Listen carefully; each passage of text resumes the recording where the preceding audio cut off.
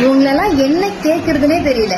ஒரு குழந்தை மனசு வருத்தப்பட்டு அவ்வளவு கஷ்டப்பட்டு சொல்லுது, பஸ்ஸே நிப்பாட்ட மாட்டாங்க பெரிய குமட்டில, பஸ்ல ஏறினா இறங்கி இறங்கி இறங்குன்னு சொல்றாங்கன்னு.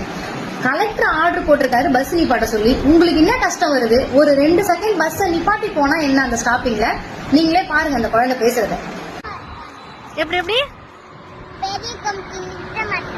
நிப்பாட்ட மாட்டேன்னு சொல்றாங்களா? எந்த பஸ்ல?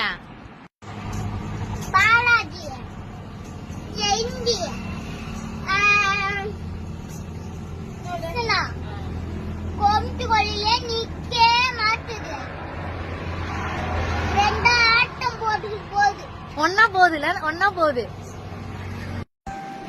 வீடியோ பாத்தீங்களா? அசிங்கமா இல்ல உங்களுக்குலாம்? கொஞ்சம் கூட அசிங்கமா இல்ல? கொலை பண்ண வரவங்க கூட குழந்தைய பார்த்தா சமாதானமா போயிடுவோம்.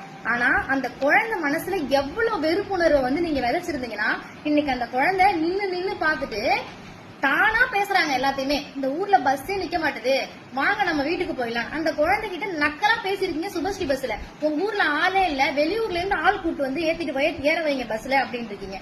ஆள் இருக்கு, ஆள் இல்ல. ஒரு ஆள் நின்னு கை காமிச்சாலும் நின்னு போறதுதான் உன் வேலை. கலெக்டர் ஆர்டர் போட்டிருக்காருல, அதை ஒபே பண்ணுங்க.